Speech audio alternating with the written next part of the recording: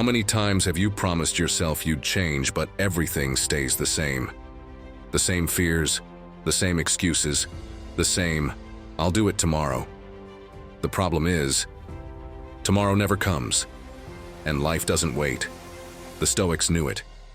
If you want to change your life, you first need to change your mind. In this video, you'll discover 13 Stoic lessons that can break old patterns and give you the strength to finally begin. These aren't pretty quotes. They're tools used in times of war, loss, and crisis, and today they can help you too. If what you hear resonates with you, subscribe to the channel and join us on this path. And tell me in the comments, what shift in your mindset do you think could turn your life around? Or simply write, "Stoic at heart. Today, I begin to change my mind." Are you ready? Then stay with me. 1. Step off the hamster wheel. Picture this. The alarm goes off, and Daniel, like every morning, reaches out without even opening his eyes, turns it off, and the first thing he does is unlock his phone. It doesn't matter that last night he swore today would be different. Social media, pointless news, messages that could wait. He gets up late, rushes around, makes coffee he doesn't even taste, throws on whatever clothes, and heads out the door. The commute to work? He knows it by heart. He knows exactly where there's always a badly parked car, which traffic light takes forever to turn green, even which person crosses his path almost every day. But if you ask him what he saw during those 20 minutes, he can't remember a thing. His body moves, sure, but his mind is switched off. At work, it's the same story.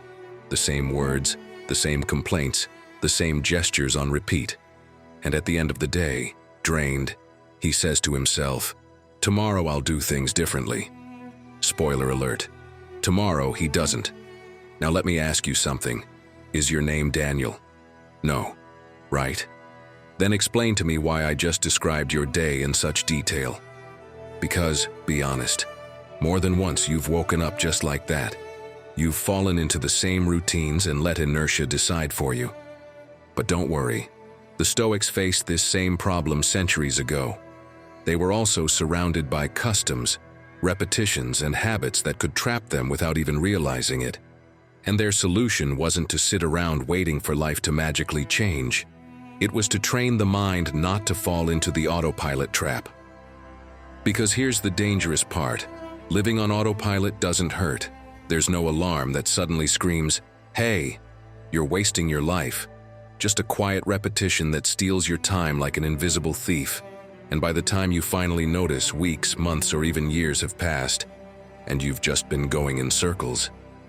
That's why, for Marcus Aurelius, the worst thing wasn't death itself, but wasting your life in distractions, without attention. He reminded himself daily not to live as if he had 1,000 years ahead. Because in autopilot mode, what you lose isn't just a task, it's your most sacred asset, your time. My friend, don't get it twisted. Escaping autopilot doesn't require a massive shakeup. It requires awareness. The Stoics practiced self-observation like a daily workout. Seneca used to review his thoughts every night, like a businessman balancing his books.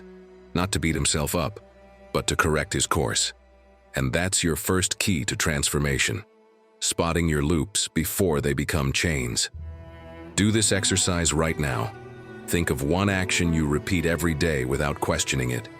Maybe it's checking your phone in bed, complaining about traffic, or putting off that one task you know matters. Now ask yourself, what would happen if I did it differently tomorrow? You don't need a master plan, just one small shift. A simple example. If you always start your day rushing around, try waking up 10 minutes earlier and sitting in silence. No screens, just your breath. Another one. If you always delay that call or that project, make it the first thing on your list. Even something as basic as changing your route to work forces your mind to build new connections, and that breaks inertia. Transformation starts small, like a river that bumps into a stone and slowly shifts course, until, over time, it carves out an entirely new path. Every small decision is a stone that can redirect the flow of your life. Because if your mind is still running on the same outdated software, your life will keep showing the same screen. No, you don't have to delete everything all at once. You just have to rewrite one line of code each day. And that's the real power of Stoicism. Not chasing instant miracles, but training your mind step by step, until it stops obeying autopilot and starts choosing freely. Today, you have a chance to break one pattern. Pick one, watch it, change it, make it conscious, and tomorrow, do it again. That's how, little by little, you stop being a spectator of a repeated routine and start becoming the author of a different life. 2. The chains you can't see but carry. My friend, if the Stoics were clear about one thing, it was this: there are no heavier chains than the ones you forge yourself. Epictetus said it plainly: no one is free unless they master themselves. And tell me, what good are 1,000 open doors outside if, on the inside, you're locked in an invisible cell? Picture this. One day you wake up determined to move forward. You want to run toward your goals, but something holds you back. You push harder, take bigger steps, give it everything you've got. And nothing. Then you look down and realize there's a rope tied around your waist, anchored to a post in the ground. That rope was always there. You'd just gotten so used to the tension you stopped noticing it. And that's how you've been living, running, exhausted, but getting nowhere. Marcus Aurelius knew that trapped feeling well. Not because he lacked power, but because the mind can be crueler than any enemy. Think about his life: an empire at war, betrayals among his closest men, plagues wiping out entire cities, everyone expecting him to solve every crisis. He could have drowned in frustration, but he chose a different path. He refused to let the chain of his thoughts hold him back. Every morning, he wrote reminders to himself, not to become a slave to fear. He turned pressure into practice, like someone lifting weights at the gym, and instead of seeing the obstacle as a wall, he used it as a step. So now, my friend, let me ask you, what are your chains? Don't tell me you don't have any. We all drag something behind us. Maybe it's that inner voice whispering you're not enough. Maybe it's a belief passed down that says certain things just aren't for you. Maybe it's someone close to you who, instead of lifting you up, reminds you of your limits every day. The strange thing is, most of these chains aren't made of iron. They're made of ideas, and ideas are a lot harder to spot. Seneca knew this too. In his letters, he spoke about the importance of checking each day what's holding you back. Like a merchant going over his debts, he would examine his thoughts. What did I do well today? Where did I fall short? What can I do better tomorrow? That simple habit kept him free. Because the real prison isn't built from walls, it's built from unconsciousness. Let me tell you about my friend Javier. He was a kid who always dreamed of designing video games. That's what lit him up inside from the time he was little. But at home they kept telling him that was a waste of time, that the serious path was studying law or engineering. For years he convinced himself that voice was right. He ended up in an office, staring at Excel spreadsheets that drained him, feeling something inside slowly dimming. One day on a train ride, he overheard two guys talking about an indie project they were launching, and he thought, what if I could do the same? That question was his key. He started in secret, working at night, building small prototypes. Today, after a lot of effort, he works in the field he always dreamed of. Not because the world suddenly changed, but because he dared to break the chain of you can't. And here's what matters. You don't need to break every chain all at once. Start by identifying just one. Make a mental inventory. Write down what beliefs, excuses, or relationships are holding you back. Put them on paper, get them out of your head, then question them. Ask yourself, is this really true, or is it just a story I've told myself for so long I ended up believing it? When you see it clearly, replace it with a key. If your thought is always, I can't, replace it with, what if I believed I could? That question opens doors. Your mind, once trained to shut down, starts looking for possibilities. And little by little, the rope loosens. Because, and the Stoics understood this deeply, freedom isn't something you find outside. It's something you build inside. You can't change your life if you're still chained to the same old excuses. And yes, letting go hurts. The cold iron of habit resists. But once you break that first chain, the relief is immediate. You breathe differently. So do it today. Pick one chain, just one. Write it down, look it in the eye, question it, and start to let it go. It could be something small, like finally saying no where you always say yes, or something big, like taking the first step toward a dream you've been postponing for years. What matters is that you stop running inside the cage, thinking you're making progress. Remember this: invisible chains weigh more than iron ones, because no one sees them but you. And if you don't recognize them, they'll drag you down your whole life. But if you dare to let go, you'll realize you never needed brute strength. Just the awareness that the key was in your hands all along. 3. Rewrite the map of your mind. Imagine your brain as a city. Every thought opens a path, every emotion draws a street, every habit builds an entire neighborhood. If you always react with anger, you're paving a highway straight to rage. If you keep putting off what matters, you're building a dark alley that traps you. And the more you use those routes, the stronger they become. But here's the fascinating part. That city is never finished. You can always open new roads and shut down the ones that no longer serve you. What scientists now call neuroplasticity, the Stoics were already practicing centuries ago. Seneca would say it with conviction: as long as we live, we learn. He saw the mind as a worksite in constant progress. That's why he reviewed his actions every night, like someone checking a blueprint. Marcus Aurelius did the same in his meditations. Every reminder was a brick, reinforcing a new path. And Epictetus taught his students to use a simple question: does this depend on me? Like a hammer to knock down useless walls in the mind. Now put yourself in the picture. Imagine you think, I'm terrible at public speaking. Just the thought of standing in front of people makes you sweat. Your voice cracks in your head before you even speak, and you can already hear yourself stumbling over your words. Right there, your brain starts building a fast road to fear. The more you repeat it, the more real it feels. You say, I'm just shy, I'm not good at this, and without realizing it, you've developed an entire neighborhood in your mind, and all that exists there is insecurity. But no, you weren't born shy. What happened is you practiced that route so many times, it now feels like the only one. And here's the good news: you can build a new one. Start with something as simple as changing your words.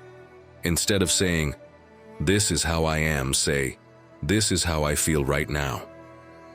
That small shift creates a new detour on your mental map.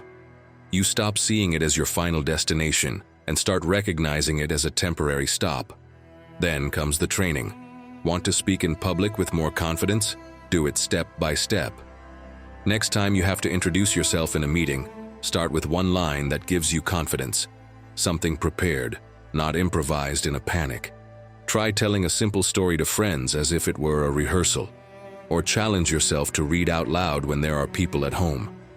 Every time you do it, your brain lays down a new path toward confidence. At first, it'll be a narrow trail, but if you keep walking it, it will turn into a highway as solid as the one that used to lead to fear. The Stoics knew nothing changes overnight. Just like muscles need repetition, the mind needs constant practice. Seneca understood this when he said, improvement is a daily task. He didn't beat himself up over his mistakes, but he didn't ignore them either. He analyzed them, learned from them, and slowly shaped his character like a sculptor who won't stop until the form reveals itself from the stone. Look at it this way: every thought you repeat is like a builder working in your mental city. If you keep repeating, I can't, you're building a wall that'll be taller tomorrow. If you say, I can try, you're opening a door that'll be wider next time. You decide which kind of city you want to live in. And the powerful thing is, this change is always within reach. You don't need anyone's permission. You just need to observe which routes you walk every day, and dare to choose another. And even if that new road feels awkward at first, remember, that discomfort means you're building a new neighborhood in your mind. So the next time you think, this is just who I am, I can't change, stop and remember, you're not a rock. You're a city under construction. Every day you have the chance to tear down a street that no longer serves you and open a path that brings you closer to the life you truly want. Your mind isn't finished. It's being built right now, with the thoughts you think and the actions you take. So tell me in the comments, what new road do you want to start building in your mind today? And if you want to say it loud and clear, and commit to yourself, write, "Today I begin to rewrite my mind." 4. Don't poison your mind. Imagine your mind had a review box like a restaurant. What rating do you think it would give you? 5 stars for taking good care of it, or a sad 1 star for constant mistreatment? Because let's be honest, we often treat our minds worse than we'd ever admit. We fill them with fear-based headlines, bombard them with social media comparisons, overload them with worries that aren't even in our control. And to top it all off, we deprive them of sleep and feed them food that adds nothing. Then we're surprised to feel anxious, drained, or foggy. It's like pouring garbage into a car engine and wondering why it won't start. The Stoics knew that a foggy mind becomes easy prey for weakness. Epictetus put it simply, we can't control circumstances, but we can control how we face them. And the only way to face them with strength is by keeping the mind clear. Marcus Aurelius, surrounded by war and betrayal, didn't have the luxury of peace, yet he still wrote every morning. It was his way of clearing out useless thoughts and focusing on what was actually in his hands. If you skip that mental cleanup, you start sabotaging yourself. Think of someone who always expects the worst. Before calling their brother, they already think, he's probably going to say something that pisses me off. Before going out to dinner, the food's going to be terrible. Before a meeting, I'm going to mess it up, they won't like me. And here's the thing, nobody's done anything yet, but they're already walking into the world filled with stress, frustration, and anger. Of course, they end up finding reasons to confirm it. It's exhausting just to imagine. Marcus Aurelius once wrote, "Life is colored by the color of your thoughts," and he was right. If you wake up every day convinced things will go wrong no matter what happens, that's exactly how you'll see it. Through dark, distorted filters. The issue is, the mind doesn't break all at once. It wears down little by little. It's like dust collecting in a room. At first, it seems harmless, just a light layer you barely notice. You ignore it, think it's no big deal, but over time the dust covers everything, blocks the light, and eventually it's hard to even breathe. It's the same with your mind.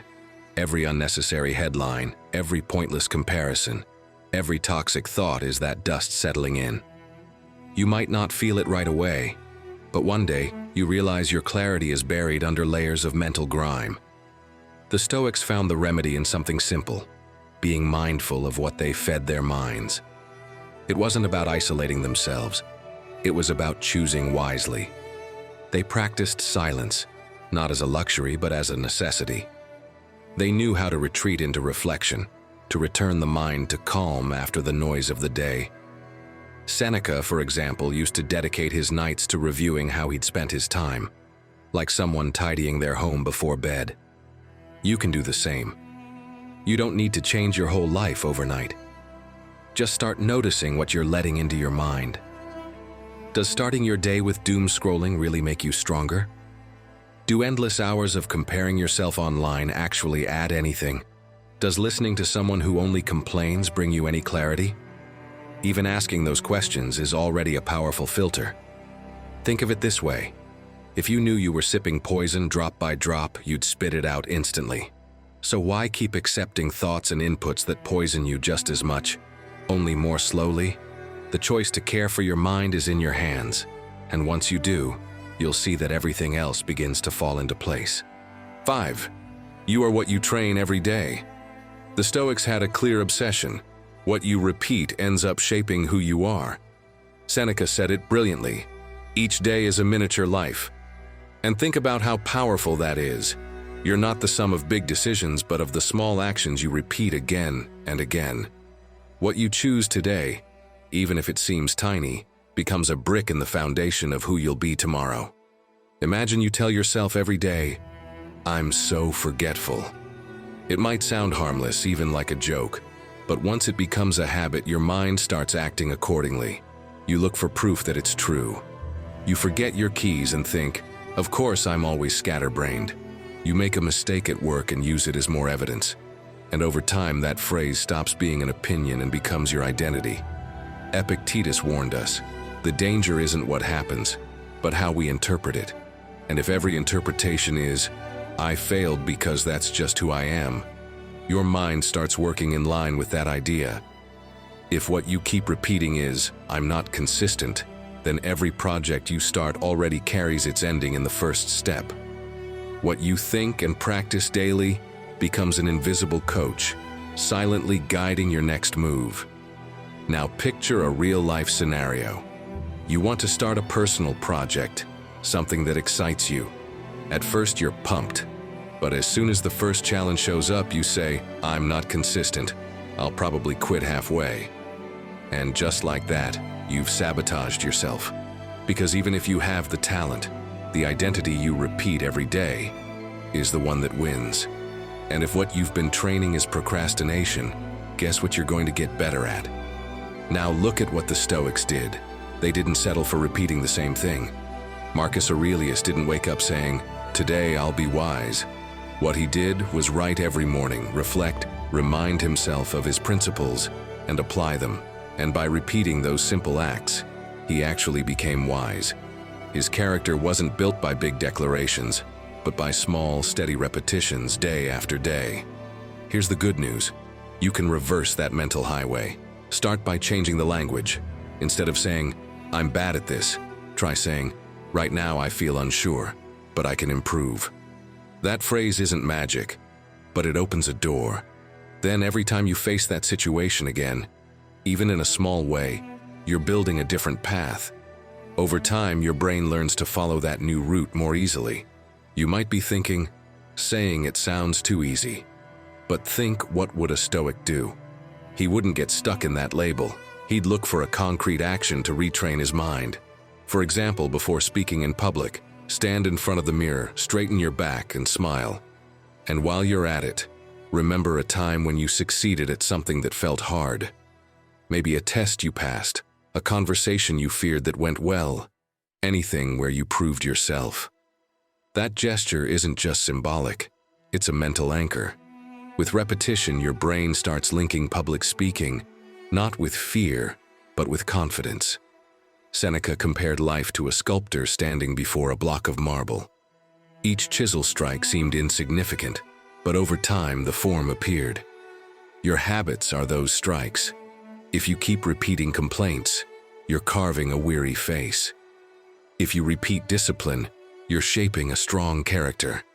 And the best part is, the sculpture isn't finished. You still get to decide what shape it takes. This isn't about changing everything at once. Start by noticing what you repeat without even thinking.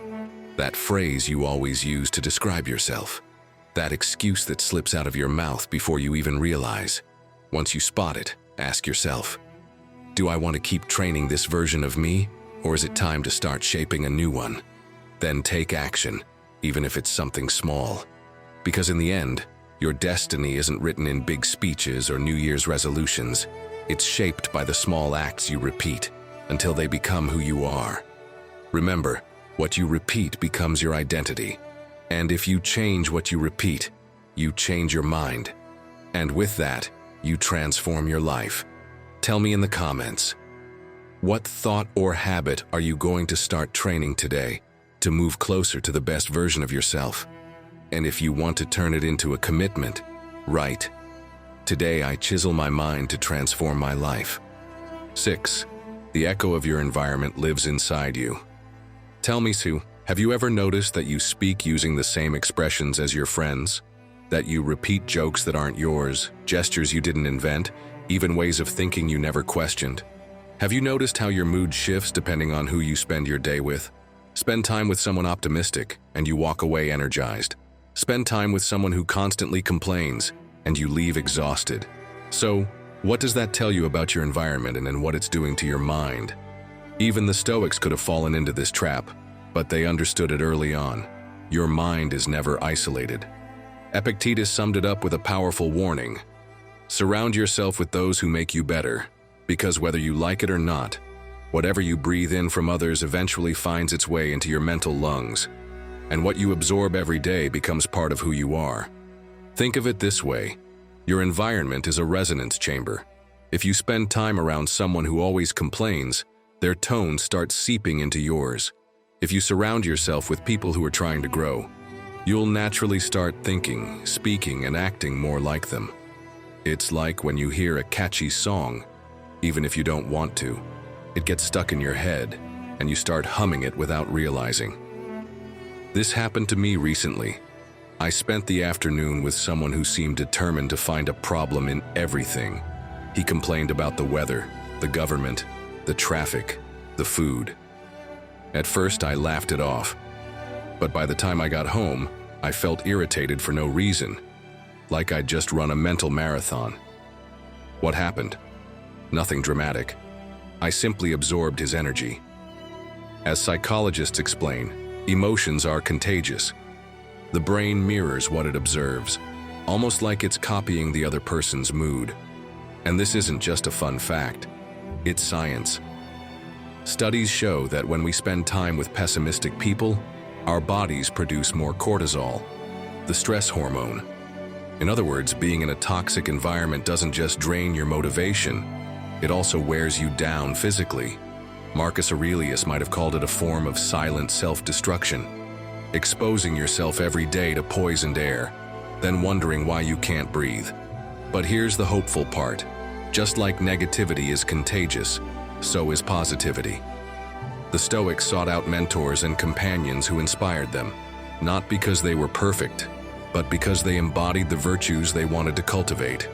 They knew that surrounding themselves with people of integrity was like training in a good gym. The energy of the place pushes you to show up as your best self. Think about it in your own life. If you want to become more patient, what's going to help more? Spending time with someone who snaps at everything or someone who stays calm in chaos? If you want more discipline, who will support that? The friend who always procrastinates or the one who sticks to what they promise? Your environment is the soil where your roots grow. If it's fertile, you thrive. If it's barren, you wither. This isn't about living in fear of who's around you. It's about being aware. The Stoics said we must guard what we let into our minds the same way we guard what we put into our bodies. You wouldn't knowingly eat something rotten. So why accept conversations, people, or spaces that poison your mind? Here's a Stoic practice you can try. Redesign your spaces. Marcus Aurelius found refuge in writing to clear his inner environment, even when the world outside was chaos. You can start with your physical space. Want more clarity? Clean your workspace. Want more inspiration? Surround yourself with symbols that remind you of your values. And on a personal level, reduce how often you interact with people who drain you. No need for drama. Just create some space and choose more carefully where your time goes. My friend, remember this. No one becomes strong by willpower alone. We are shaped by what we breathe in every day. If your environment is a swamp, you'll end up covered in mud. But if it's a clean river, your mind will flow with clarity. And the good news is, you're not stuck where you are. You can choose who you listen to, who you spend time with, and which places feed your peace or your chaos. So ask yourself this Stoic question: is my current environment strengthening me or weakening me? The answer, even if it's uncomfortable, is your map for where to go next. Because changing your environment isn't selfish, it's mental survival. And when you make that choice with clarity, your mind begins to transform. And with it, your life. 7. The happiness of your life depends on the quality of your thoughts. Yes, my friend, you heard that right. The happiness of your life depends on the quality of your thoughts. And no, I didn't make that up. Marcus Aurelius wrote it nearly 2,000 years ago. You've probably heard it before because it's still quoted everywhere. But this isn't cheap poetry or feel-good philosophy. It's pure survival. Because your thoughts don't just stay in your head. They leak into your mood, your decisions, and even the direction your life takes. Think of it like this. Every thought is a pair of glasses.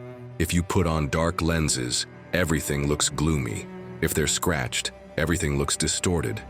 But if you wear clear, clean lenses, the exact same landscape suddenly appears different. The reality doesn't change. The filter you see it through does. Apply this to something simple. The alarm goes off on a Monday, and the first thing you think is, what a terrible day this is going to be. From that moment on, you've already polluted your day. You head to work with a sour face. Every little inconvenience feels like a catastrophe, and by the end of the day, you confirm your prophecy. See? Mondays are the worst, but the truth is, there's nothing wrong with Mondays. What ruins your day isn't the date on the calendar. It's the tone you gave it from minute one. The Stoics trained exactly this skill, choosing the color of their thoughts. They didn't expect life to be easy, but they didn't surrender to misery in advance either.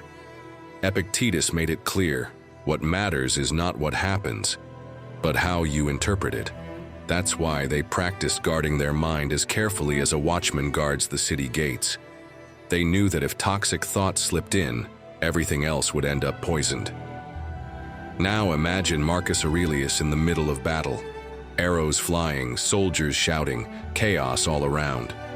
Do you think he allowed himself to think, this is a disaster, we're going to lose? Of course not. A leader with that mindset would be defeated before the first sword is even drawn. Instead, he reminded himself that the key was to keep his mind focused and steady. While others drowned in fear, he repeated thoughts that anchored him in calm. That's where the difference was. The same battlefield, but a different filter. So now the obvious question is, what lens are you wearing each day? Because whether you notice it or not, your thoughts become instructions for your brain. If you keep saying something will go wrong, your mind starts searching for proof. But if you decide you can handle it, your brain kicks into gear to find solutions. It's like giving an explorer two different maps, one full of dead ends, the other full of open roads. Which one do you think will get him further? The good news is, this is something you can train. Start with awareness. Whenever a negative thought pops up, don't accept it as automatic truth.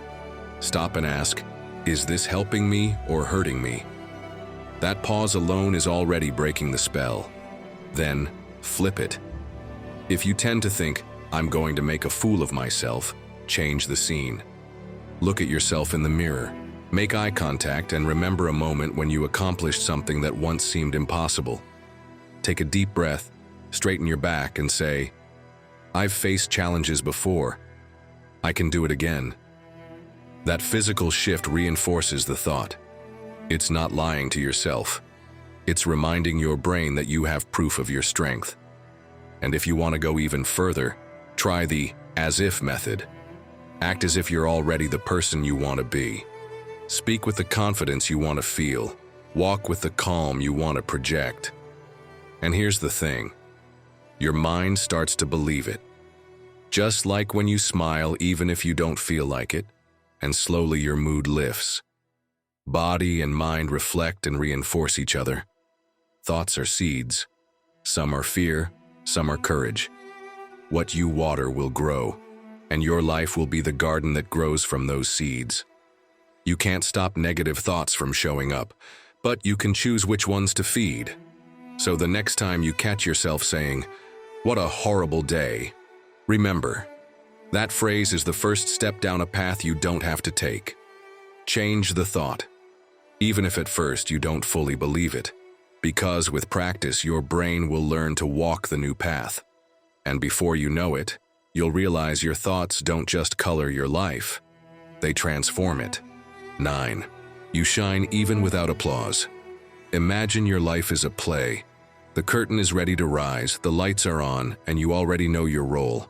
But instead of acting, you just stand there, frozen in the middle of the stage, staring at the audience, waiting for someone to applaud before you say your first line.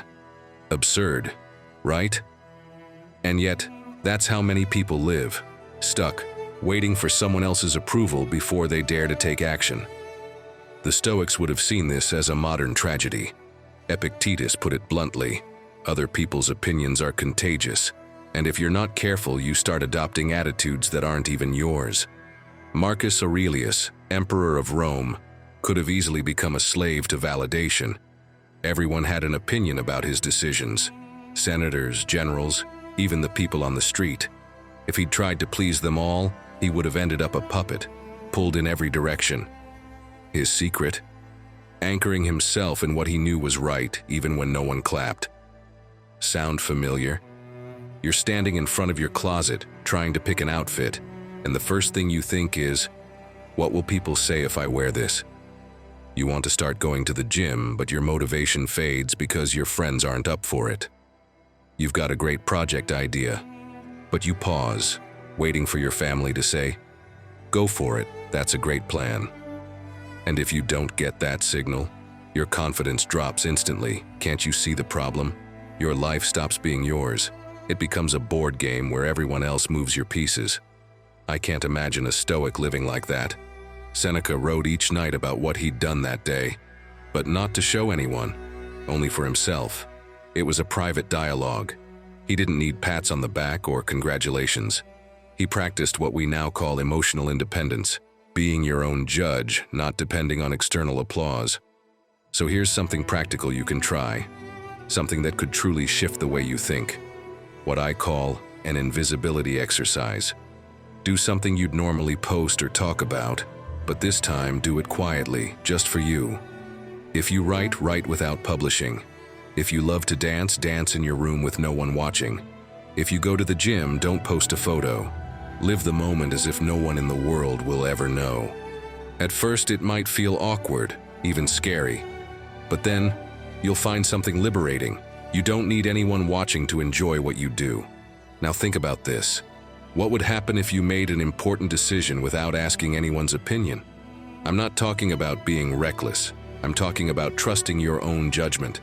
Most of the time, the worst-case scenario you imagine isn't as bad as you think. But the best-case scenario? That's where you finally feel like your life is guided by your compass, not by anyone else's applause. Marcus Aurelius wrote in his Meditations, "The opinion of others is smoke." And how true that is. Smoke fades. It doesn't feed you. It doesn't support you. If you build your life on it, you'll always be hungry for more.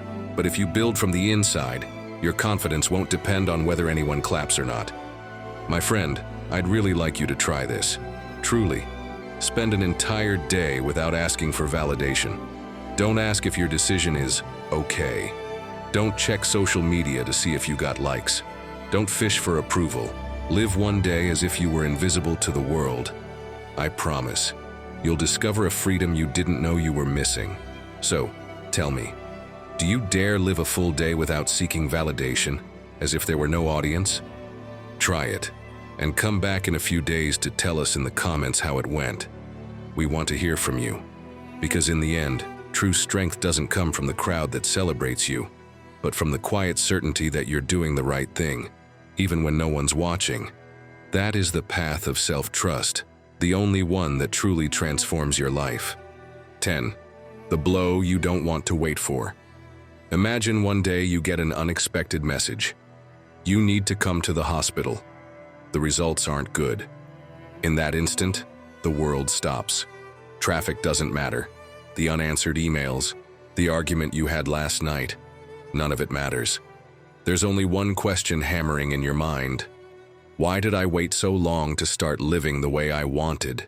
Breathe, my friend, because this hasn't happened to you. But tell me honestly, do you really need something like that to happen in order to move? Most people don't change until life hits them hard. They don't take care of their health until illness shows up. They don't appreciate someone until they lose them. They don't quit the job they hate until they get fired. It's as if we were all just waiting for life to shove us against a wall before we take action. The Stoics understood this clearly. Marcus Aurelius wrote without hesitation, "Do not act as if you were going to live 10,000 years. While you're alive, while you still can, become good." He knew that postponing is the most common poison, thinking that tomorrow will bring more time, more energy, more chances. But the truth is, every day you let slip away is a day that never returns. And here's the strange part. When we imagine living for thousands of years, it sounds like a gift. But think about it for a second. Can you imagine how exhausting that would be? Centuries of watching trends change, learning new technologies every decade, trying to understand generations that don't even speak your language. It would be eternal fatigue. Thankfully, we don't carry that burden, but we also don't have all the time in the world, which means change cannot wait. Egan Bernal's story is a brutal reminder. One day he was training like any other, and the next his life was changed in a second. A crash into a bus nearly left him unable to walk. The list of fractures was endless, and the doctors could barely promise he'd walk again. Anyone in his shoes might have given up, but Egan didn't wait for life to decide for him. From his hospital bed, he made a decision. He would come back, even if it hurt, even if everyone doubted him. Every rehab session was a battle, and he did it. He didn't just return to cycling, he came back stronger. That mindset shift didn't come from the accident. It came from choosing not to wait. But you, my friend, don't need an accident to wake up. You don't need life to corner you before you move. You can start today, even with something small. Ask yourself, if everything changed tomorrow, what would I regret not doing? Not saying what you feel? Not starting that project? Not taking better care of yourself? The answer is already there, hiding in what you keep avoiding. And that's the very path you should start walking. The Stoics practiced something similar. They imagined loss, hardship, adversity, not to live in fear, but to train their minds. They called it premeditatio malorum, the premeditation of misfortune. They pictured the worst to prepare, and more importantly, to appreciate what they already had. You can do it too. Imagine just for a moment that something important disappears tomorrow. That simple exercise will show you clearly what you need to cherish today, not someday. And if you want to go further, break your comfort habit. Do something uncomfortable on purpose. The Stoics would bathe in cold water, sleep on hard beds, eat less than they could. Not out of masochism, but to remind their minds that discomfort isn't the end of the world. You can do the same. Take a different route to work. Speak up even if it makes you nervous. Try not checking your phone the moment you wake up. Small gestures, but each one is a message to your mind. I can adapt. I don't need a crisis to move. And here's the real question. What would happen if you started living today as if there were no tomorrow? It may sound dramatic, but that drama is exactly what shakes you out of passivity. Because life won't wait.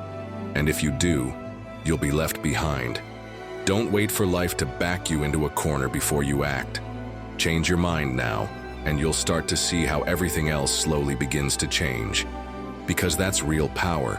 Not waiting for the blow, but deciding today that your life can be different. 11. The strength that shows up when you don't feel like it. Tell me the truth, my friend. How many times have you waited to feel motivated before starting something, and that motivation never came? It's like waiting at a train station for a train that was canceled hours ago. You can sit there your whole life, but that train's not coming. The Stoics never trusted motivation. They understood that moods are unreliable, burning hot today, gone tomorrow. Seneca said it plainly. The days that truly count are the ones where you do the right thing even when you don't feel like it. That was his measure of greatness. Not the bursts of inspiration, but the quiet, steady consistency. Picture Seneca after a long, exhausting day, with 1,000 things on his mind.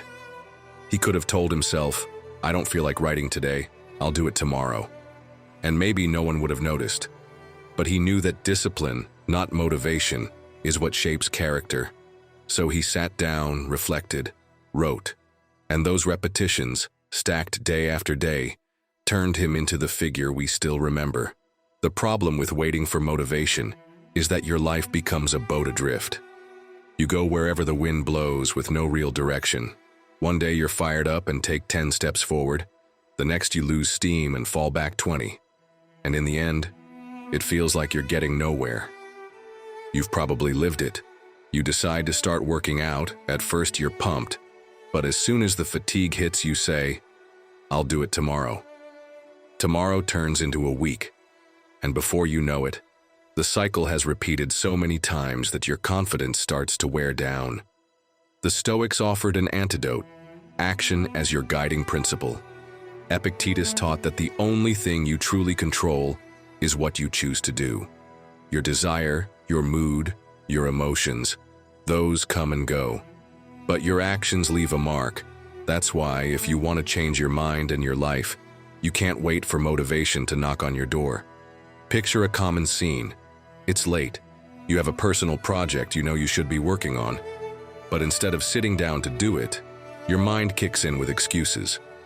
I'm tired, I've earned a break, tomorrow will be better. What would a Stoic do in that moment? He wouldn't sit and bargain with laziness. He'd take a step, no matter how small. Write one line, review a single paragraph, move forward for 5 minutes. It doesn't matter how little. What matters is the message you send to your mind. I'm in charge here, not my feelings. And the curious thing is, once you start, the weight lightens. It's like trying to push a car that's stuck. At first it's incredibly hard, but once you get it moving even a little, everything gets easier. Discipline works the same way. You just need that first nudge, however small, and then momentum builds. Marcus Aurelius practiced this every morning. In his meditations, he wrote that he shouldn't complain about getting up early, because he wasn't born for comfort. He was born to act. He reminded himself, did you come into the world to lie under warm blankets, or to do your duty? That question was his inner alarm clock. He wasn't looking for motivation. He was looking for purpose. And that's exactly what you should train. The ability to act even when you don't want to. Think about the small routines you do every day without questioning. You don't need motivation to shower or brush your teeth. You do it because you know it's time. Now apply that same mindset to the things you actually want to build in your life. Don't wait for inspiration to write, to train, to push your project forward. Do it as part of your responsibility, to yourself. That's where real strength lies, in getting up and doing it anyway. Motivation is a luxury. It shows up when it feels like it. Discipline is the only force you can count on, and every time you show up without wanting to, you strengthen an invisible muscle that makes you stronger in everything else. So the next time your mind tries to convince you, not today, smile, and do it anyway. Because in that moment, even if no one sees it, you're winning the most important battle of all, the battle of mastering yourself. 12.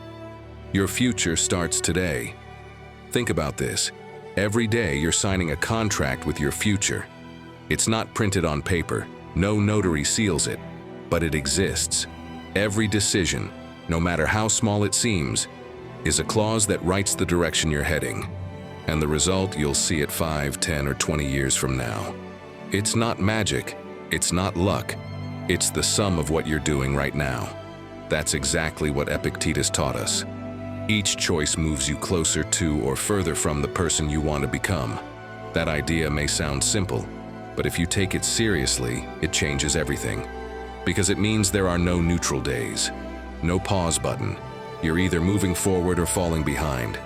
What you choose today is a seed, and whether or not you see it yet, it will grow. Imagine that today, you choose to delay something important because you think one lost day doesn't make a difference. Seems harmless, right? But that day becomes a week, the week becomes a month, the month becomes a year, and before you know it, 5 years have passed and you're still in the same place. That's when the frustration hits. Realizing your future didn't fall apart all at once, but wore down little by little with every postponed decision. Now imagine the other side. Today, you choose to take one small, almost invisible step toward what you want. You save a little money instead of spending it. You go for a walk instead of staying on the couch. You tell someone how you feel instead of holding it in again. Tiny gestures that seem irrelevant, but repeated day after day, they completely change the course of your life. Think about your health. Not taking care of it today won't show tomorrow or even next week, but it will in a few years, when your body starts reminding you of every excess, every moment of neglect. Or think about your relationships. Putting off important conversations might feel easier now, until the silence piles up and the connection slowly fades. The future never shows up all at once. It always arrives disguised as a present moment, repeated over and over again. And it's the same with your time. Maybe today you spend 3 hours scrolling through social media because it doesn't matter. But imagine looking back 5 years from now and adding up all those hours. Would you really be proud of handing over so much of your life to emptiness? Or would you have rather used even a small part of that time to build something that truly mattered to you? The Stoics practiced a powerful mental exercise, projecting themselves forward. Marcus Aurelius reminded himself that death could come at any moment, not to live in fear, but to make the most of now. He thought about his future self to decide how to act today. You can do the same. Before making a choice, ask yourself, will the future me thank me for this, or regret that I didn't do more? That one simple question is a lighthouse. It cuts through the fog and shows you what really matters. The future isn't a mystery that will crash down on you one day out of nowhere. It's an equation you're solving right now. The sum of today's choices equals the life you'll live tomorrow. And if you don't like where it's heading, you don't need to wait for a major life crisis to wake up. You can start turning the wheel right now. Remember this, my friend. Your future depends on this day, not the next one. What you choose to do today will become the story you read tomorrow. And there's nothing more painful than arriving in the future and realizing you could have written it better, starting from the present. And if you think about it, everything we've explored in this video points in the same direction. Changing your mind isn't just another detail. It's the pillar that holds up everything else. You can shape your environment, train your discipline, let go of what doesn't matter.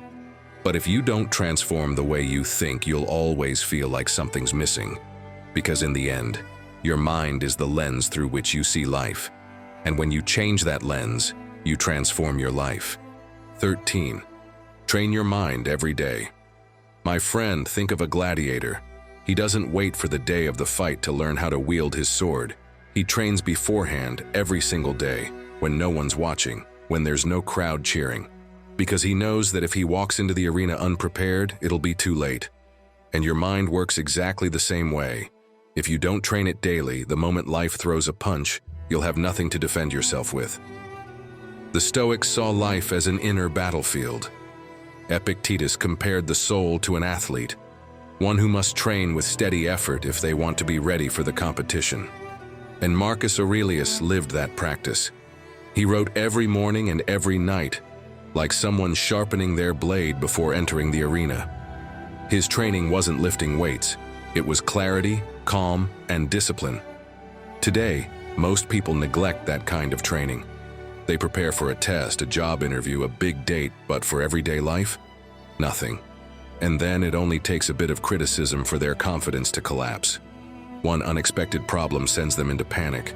One bad day and they feel defeated. A mind without training is like a warrior without armor. Any hit cuts deep. So how do you train yours? You don't need some complicated ritual.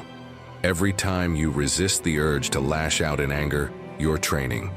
Every time you do what you know you must, even when you don't feel like it, you're building discipline. Every time you voluntarily step into discomfort, going for a walk in the cold, putting your phone away to focus, daring to speak when fear tells you to stay quiet, you're lifting mental weight. It's not about big, flashy efforts. It's about invisible repetitions. Think of it this way. Your mind is like a river. If you let it run wild without guidance, it overflows and causes destruction. But if you build channels, if you shape it day after day, that same water becomes a source of energy, powering mills, giving life to everything around it. Your mental training is that structure. It's those small, repeated habits that turn chaos into strength. Will Smith once said, "I don't consider myself particularly talented, but I have a ridiculous work ethic." What he called work ethic is really mental discipline, a mind trained to do what needs to be done, whether you feel like it or not. And that's what makes the difference between those who just wish for a better life and those who build one. Training your mind every day isn't optional. It's the line between those who live at the mercy of circumstance and those who decide their direction. Don't wait for life to hit hard before you wake up. Start now. One small action today, another one tomorrow, and when the hard moment finally comes, you'll realize you're already stronger than you thought. Because, my friend, the mind isn't forged in motivational speeches or big plans. It's forged in what you do when no one's watching. In those quiet, invisible battles that, when added up, turn you into someone unstoppable. Changing your life isn't about magic or luck. It's the result of every decision you make, every thought you train, every step you take, even when you don't feel like it. Because real transformation doesn't happen overnight. It happens the moment you choose to change your mind and stop being a spectator in your own life. If you've made it this far, write in the comments, "Today, I transform my mind." That way, I'll know who the true Stoic warriors are, the ones who made it all the way to the end. Don't forget to subscribe and hit the like button so you don't miss what's coming next. Also, check the description box. We've left some resources there to help you dive deeper into Stoic teachings. Our goal is to bring you as much value as possible, and if at any point you feel like supporting us so we can keep creating this kind of content, you'll find how to do that in the pinned comment. Now, I invite you to explore the playlist on screen. It's designed to help you face life with greater wisdom and confidence. Click it, and let's keep growing together. Until the next talk, take care, and keep embracing your inner Stoic.